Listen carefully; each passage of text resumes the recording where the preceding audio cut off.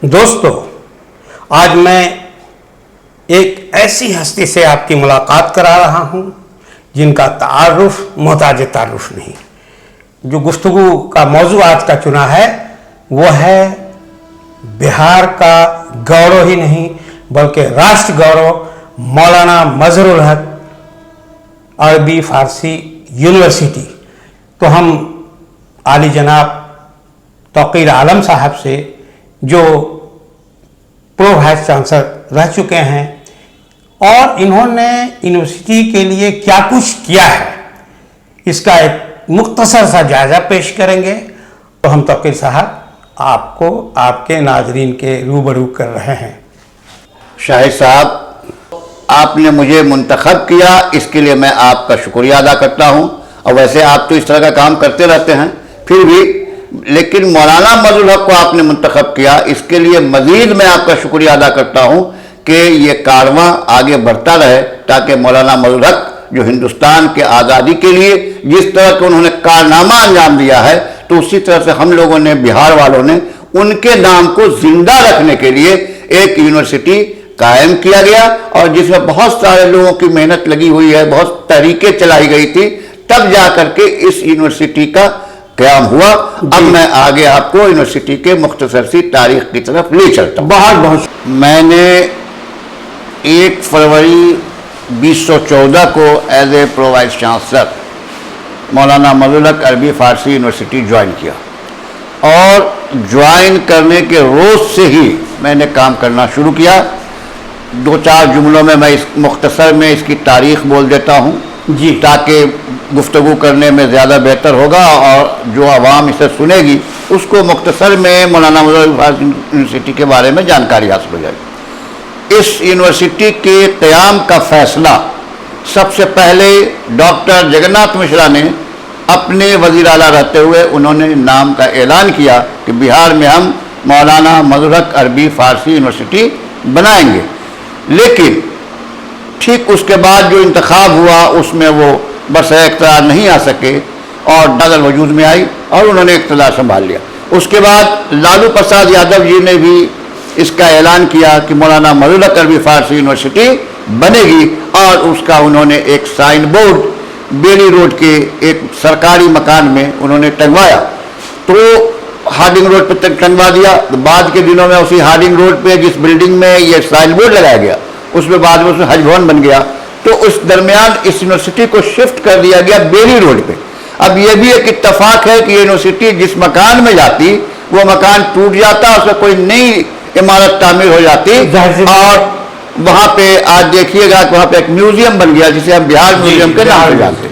फिर वहाँ से उस यूनिवर्सिटी को शिफ्ट किया गया हज भवन जो बन के तैयार हुआ उसमें। तो मैंने जिस वक्त ज्वाइन किया था यूनिवर्सिटी का दफ्तर हज भवन में था और मैंने वहीं से शुरुआत की। लेकिन अब जब मैं आया तो मालूम हुआ कि हज भवन का तो हम किराया देते हैं, उस यूनिवर्सिटी की जो वो बिल्डिंग थी वो किराए पे हमने लिया था हज भवन से, उसका हम लोग किराया अदा करते थे। तब मेरे जहन में एक बात तभी से चली कि इसकी अपनी इमारत होनी चाहिए जी। लेकिन अब वक्त हालात दोनों साजगार नहीं हो रहे थे। इत्तफाक से एक ऐसा वक्त भी आया कि मैं अपने घर पे पटने में बैठा था, मेरे एक दोस्त जो MP थे वो तशरीफ़ लाए, मैं उनके साथ चला गया। इतरनाम मांझी जी उस वक्त यहाँ के चीफ मिनिस्टर थे, तो इसलिए उनसे मिला। और जब मैं उनसे मिला तो उन्होंने पूछा कि आपके आने का मकसद क्या है। मैंने बताया कि मैं जिस यूनिवर्सिटी का प्रो वाइस चांसलर हूँ वो यूनिवर्सिटी मुअल्लक़ है। अब जाहिर है कि मुअल्लक़ ये अरबी का लफ्ज़ है, जितना मांझी जी को समझ में नहीं आया। उन्होंने कहा इसको बताइए। तो मैंने उनसे कहा कि ये ज़मीन पे भी नहीं है और आसमान पे भी नहीं, बीच में कहीं खला में ये है, कहीं है। तो इसलिए हम चाहते हैं कि आप इसको ज़मीन पे उतारिए और इस यूनिवर्सिटी के लिए ज़मीन दीजिए। तो ये बात मैं बिल्कुल वाज़ेह तौर पे बताता चलूँ कि उस यूनिवर्सिटी की जो बिल्डिंग आज नज़र आ रही है उसकी जो ज़मीन दी हुई है वो उस वक्त के चीफ मिनिस्टर जीतन मांझी जी ने दिया था, वो न तो लालू जी ने दिया न नीतीश कुमार जी ने दिया। हाँ, बाद में नीतीश कुमार जी ने जो उस पर एक शानदार इमारत है वो उन्होंने अपने इंफ्रास्ट्रक्चर डिपार्टमेंट से बनवाया जो आज आपके सामने। ये उसकी मुख्तसर सी तारीख। یہ بہت اچھی بات ہے، لوگوں کو جانکاری ہوئی کہاں کہاں یونیورسٹی کی. اور جس وقت یہ زمین کا میں نے اعلان کروایا ماجی جی سے، اتفاق سے اس وقت میں ایکٹنگ وائس چانسلر تھا. جو ہمارے وائس چانسلر تھے وہ ہندوستان سے کئی باہر گئے ہوئے تھے. جی. تو باہر گئے ہوئے تھے، ہم نے اعلان کرا دیا. اس وقت کے تمام اخبار میں یہ چیزیں بالکل شائع ہو چکی ہیں، اس میں کوئی ڈھکی چھپی بات نہیں. پھر بعد میں جب ہمارا وائس چانسلر آئے، پھر ہم سب لوگوں نے مل کر کے لگ گئے. لگنے کے بعد میں اس پہ بلڈنگ بھی بن گئی، زمین بھی مل گئی، سب کچھ ہو گیا. تو اب مسئلہ تھا اس یونیورسٹی میں صرف عالم اور فاضل کا یونیورسٹی صرف ایگزام لیتی تھی بحیثیت کانٹریکٹر. ہمیں عالم اور فاضل کا اسٹیبلشمنٹ مدرسہ بورڈ سے نہیں ملا تھا. صرف ہم ایگزام لیتے، رزلٹ نکالتے، بات ختم ہو جاتی. یہی کام تھا یونیورسٹی کا. تو پھر میں نے کہا کہ یونیورسٹی ہے، ہم صرف عالم اور فاضل کا ایگزام لینے کی ایجنسی تو ہے نہیں. تو پھر وہاں 8 ڈپارٹمنٹ کا سینکشن ہوا، بہار سرکار سے ہم لوگوں نے سینکشن کروایا، جس میں اردو، فارسی، عربی، اسلامک اسٹڈیز اور mass communication journalism, education, English اور بزنس مینجمنٹ.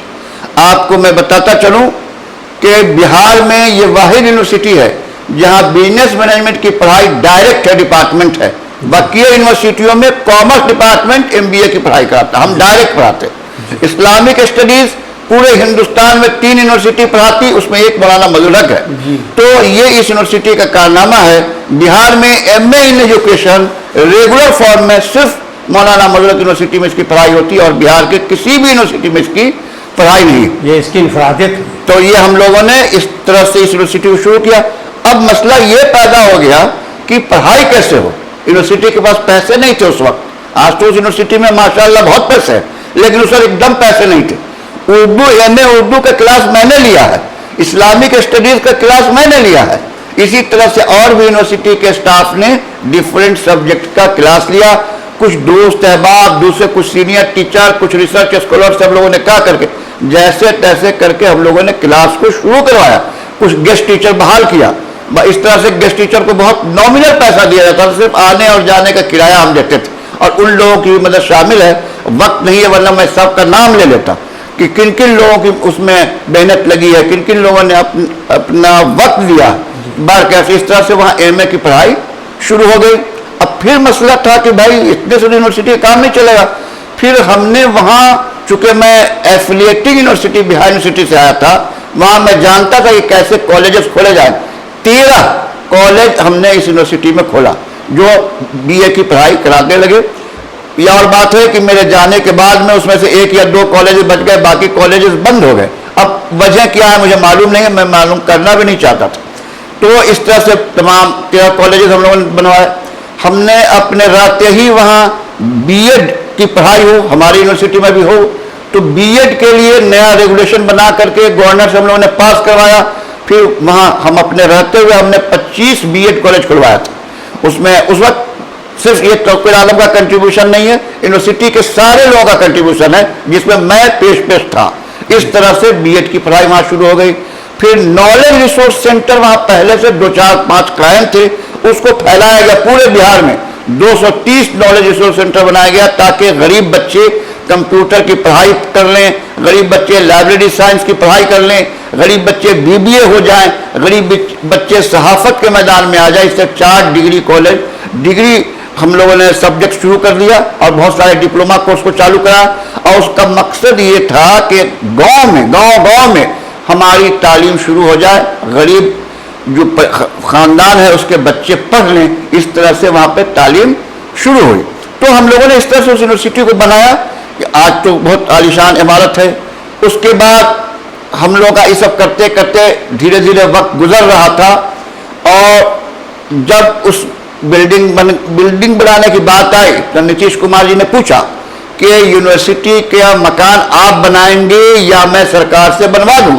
اس کا فوراً ہم نے جواب دیا کہ نہیں، آپ اپنے انفراسٹرکچر ڈپارٹمنٹ سے بنوا دیجیے تاکہ یونیورسٹی کے کسی بھی عہدیدار پر یا یونیورسٹی کے کسی بھی امپلائی پر جو عام طور پہ ایک تہمت لگا دیا جاتا ہے وہ نہیں لگے. اور اللہ کا فضل ہے کہ اس سے یونیورسٹی کے سارے لوگ بچ گئے. اس لیے اس طرح سے یہ یونیورسٹی پروان چڑھتی رہی، آگے بڑھتی رہی. آج بہار کی سبھی بڑی یونیورسٹیوں کے مقابلے میں یہ یونیورسٹی खड़ी है। यहाँ बीएड की पढ़ाई है, यहाँ हम KRC खोल के पढ़ा रहे हैं, यहाँ मदरसा की तालीम का BA और MA का एग्ज़ाम ले रहे हैं। यहाँ इस तरह से यूनिवर्सिटी, तो शायद हिंदुस्तान में इस तरह की कोई ऐसी यूनिवर्सिटी नहीं है जो दुनियावी तालीम भी दे रही हो और दीनी तालीम भी दे रही हो। हम दोनों बैकवर्ड करते हैं। हम एक तरफ से उसे टेक्नोक्रेट भी बनाते हैं और दूसरी तरफ हम उसमें जो हमारी रवायती तालीम है वो भी देते हैं। यानी बैकवर्ड जो यूनिवर्सिटी का काम है वो सब कुछ हम यहाँ कराते हैं। तो इस तरह से करके फिर हम लोग के रुखसत होने का वक्त आ गया, यानी कि 31 जनवरी 17 को मैं यहाँ से रुखसत हो गया, मेरा टर्म खत्म हो गया। उसके बाद यूनिवर्सिटी की ज़मीन तो थी लेकिन मकान बनना बाकी था। मैं ये इसलिए जोड़ना चाहता हूँ कि यूनिवर्सिटी में जब आदमी कहीं बहुत काम करता है, दिल से करता, तो उससे एक लगाव भी, दिली लगाव हो जाता है। तो वो मेरा जज्बाती रिश्ता था। तो एक रोज मैं उस रास्ते से गुजर रहा था NH से, तो मैंने देखा कि कुछ झुग्गी झोपड़ी हमारी जमीन पे बनाई जा रही यूनिवर्सिटी के। मैंने वहीं पर रुक करके वहीं से अपनी गाड़ी को खड़ा किया। उस वक्त खालिद मिर्जा साहब वाइस चांसलर थे। मैंने उनको फोन किया कि खालिद साहब, जो जमीन हमने यूनिवर्सिटी के लिए ली है उस जमीन में आज झुग्गी झोपड़ी बन रहा है, आप कुछ करिए, और अगर नहीं कर सकते हो तो हमें बताइए ताकि मैं इस चीज को परसू करूं, और जो लोग इस वक्त जो इख्तिदार में है मैं उनसे कहूं कि भाई इसे हटाइए, क्या मामला है ये। लेकिन खैर खालिद मिर्जा साहब ने बैकवर्ड एक्शन किया, झुग्गी झोपड़ी को उठवा करके उन्होंने फेंकवाया। आज वो हयात से नहीं है लेकिन उन्होंने ये काम कर दिया, साफ सुथरा हुआ। फिर जल्दी जल्दी उसकी बाउंड्री वाल हो गई, जो हम लोग शुरू करा के आए थे, जो हिस्सा बचा हुआ था उसको उन लोगों ने करवाया। तो इसके बाद भी अब देखिए एक वक्त आया कि बिहार के सभी यूनिवर्सिटी में BPSC के जरिए से टीचर वहां बहाल हो रहे थे, बहाल हुए भी। मौलाना मौलूद हक में सिर्फ 2 सब्जेक्ट के टीचर बहाल हुए, इंग्लिश और उर्दू। बाकी सारे सब्जेक्ट को छोड़ दिया गया। अब क्यों छूटा वो मैं नहीं जानता और जानने की मैंने कोशिश भी नहीं, लेकिन इत्तेफाक से उन्हीं दिनों वजीर तालीम थे विजय चौधरी साहब। विजय चौधरी साहब का एक प्रोग्राम हुआ पिंदार के दफ्तर में और कौमी तंजीम के दफ्तर में, दोनों जगहों पे हुआ। तो और इन दोनों जगहों पे एक तरह से ऑर्गेनाइजर थे जनाब रेहान गली साहब, जो मारूफ बहुत ही मारूफ साहबी हैं। तो वो जानते थे कि मौलाना मौलूद हक में हम as a pro vice chancellor मेरे बहुत सारे काम हैं। तो उन्होंने कहा कि भाई वजीर तालीम आए, आप भी तशरीफ लाइए। मैंने कहा इंशाअल्लाह मैं ज़रूर आऊँगा।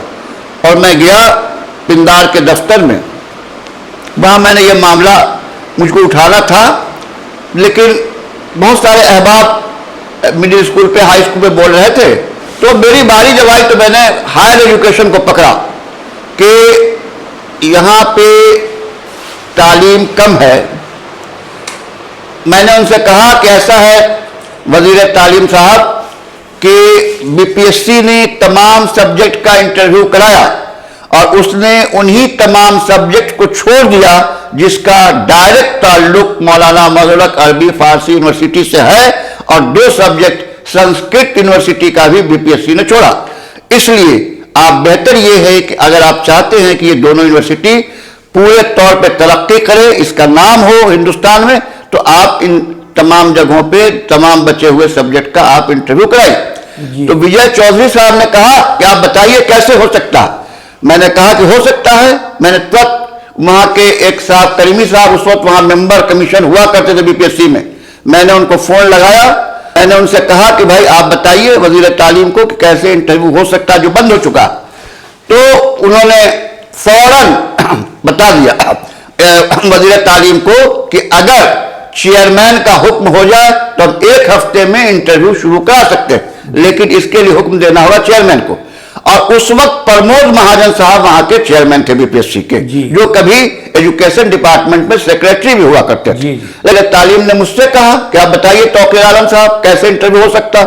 हमें सर बहुत आसान है, आप 2 जुमला चेयरमैन को बोले और इंटरव्यू शुरू हो जाएगा। उन्होंने बोलिए। मैंने उनसे कहा कि सर आप चेयरमैन BPSC को फोन लगा के कहिए कि जितने सब्जेक्ट का है इंटरव्यू बाकी आप उसको शुरू करा के हमें रिपोर्ट करिए। तो उन्होंने ये जुमला कह दिया BPSC के चेयरमैन को। और वजीर तालीम जो विजय चौधरी साहब हैं, बहुत उम्दा उर्दू खुद भी बोलते हैं, बोलना जानते भी हैं, उर्दू से उनकी दिलचस्पी भी है। اور بہت ہی میٹھی زبان استعمال کرتے ہیں. اب مولانا مظہر الحق کے تمام سبجیکٹ کا انٹرویو ہو گیا اور آج میری وجہ سے یا وجے چودھری کی وجہ سے مولانا مظہر الحق کو لگ بھگ 30 یا 32 اسسٹنٹ پروفیسر مل گئے، ورنہ وہاں صرف اردو اور انگلش میں بحال تھے لوگ پہلے سے، اور باقی تمام 6 سبجیکٹ میں میری وجہ سے وہاں بحالیاں ہو گئی. اس طرح کا کام میں چونکہ بچپن سے کرتا آیا ہوں، بہار یونیورسٹی سے کرتے ہوئے یہاں تک پہنچا ہوں، اس لیے میں ان سب چیزوں پہ بہت دھیان نہیں دیتا. اللہ سے دعا کرتا ہوں کہ ہمیں اور کچھ اچھا کام کرنے کا موقع ملتا رہے تاکہ میں کچھ اور کر سکوں. میں اتنا کہہ کر کے میں اپنے گفتگو کو ختم کرتا ہوں. چونکہ شاندار. توقیر عالم صاحب، آپ سے یہی توقع تھی کہ آپ ایسی جانکاری عوام کو دیں گے جس میں کوئی کہیں سے دبدھا نہیں. جن کے کارنامے تھے ان کے نام کو بھی آپ نے لیا، جو لوگ سہیوگی رہے یا آپ جن کے سہیوگی بنے. بہت ایمانداری سے آپ نے مولانا مظہر الحق عربی فارسی یونیورسٹی کے لیے ایک چھوٹا سا ویڈیو ریکارڈ کرایا ہے. مجھے ویڈیو سے یہ بھی پتہ چلے گا کہ کتنی جدوجہد کے بعد اس مقام تک آئے. میں آپ کا بے حد شکریہ ادا کرتا ہوں. آپ کا بھی بہت بہت شکریہ جمیل صاحب.